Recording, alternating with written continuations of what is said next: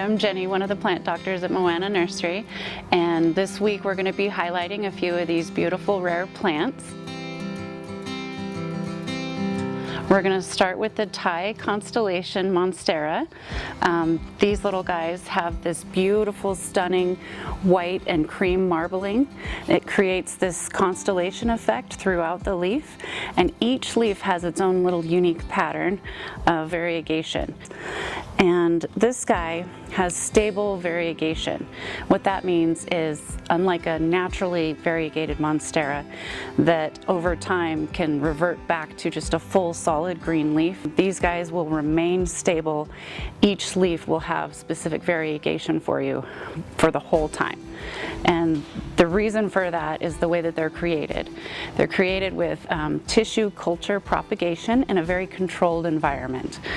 And that just maintains the stability of the variegation for this beautiful plant, and also contributes to its rarity and its higher price.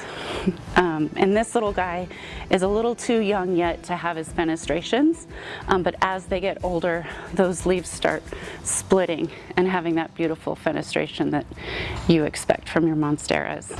We also have the Camouflage Dieffenbachia. And this beauty has this chartreuse color all throughout the leaves.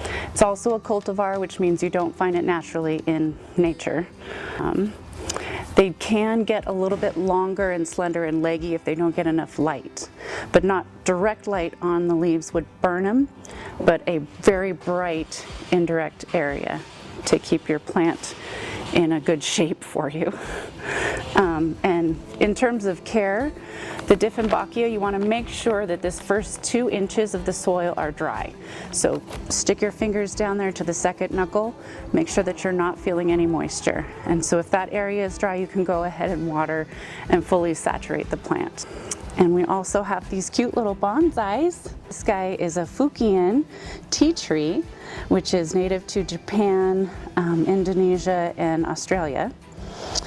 And they do like a lot of natural light, but I think in the summer months, if there's sun actually hitting the leaves, that would be too much. So near a window or in a bright location in your home. They're very happy and thrive in about 70 degrees Fahrenheit. So if you have a drafty window or a cold spot in your house, keep this guy in the warmer part and he'll be happy for you. In order to water him, it has this plastic pot inside of the other container. I would take him out, fully saturate it, make sure that all of the water is drained out, that it's not still dripping or anything before you put it back into this container. You don't want that water pooling in there and staying there and causing root rot for you. So next up we have the Monstera Esqueleto, and she has these beautiful, elegant, swooping fenestrations that happen naturally. You can see how the inner part of the leaf, the holes are small, and then these larger, dramatic fenestrations on the edge. They're native to Central and Southern America, and they like to climb, but when you have them as a houseplant, they tend to be a more bush-like structure. You could put them on a moss pole to encourage that climbing. If you use a moss pole, a lot of people will mist the pole itself because these aerial roots will reach out and go toward that moisture and attach themselves to climb like they naturally would in the jungle, which is pretty cool. The care for these guys is very similar. You do want to let that top layer dry out. You don't want them soggy all the time. So again, plunging your fingers down to the second knuckle, making sure those first 2 inches are dry before giving them a good, nice soak, and then allow that process for that to evaporate in between those waterings. There's a lot of cool things about how the fenestrations naturally evolved. They grow in an area where there's a thick canopy above, so there's limited light, there's limited water and moisture, and the top leaves, if they were full, would restrict that light down on the lower foliage.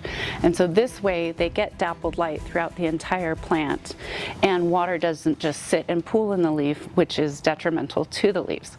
So it'll go all the way down and through. And also wind can be a factor. If it was a full leaf, it would act like a sail and stress the plant and jar it a lot if it was really windy.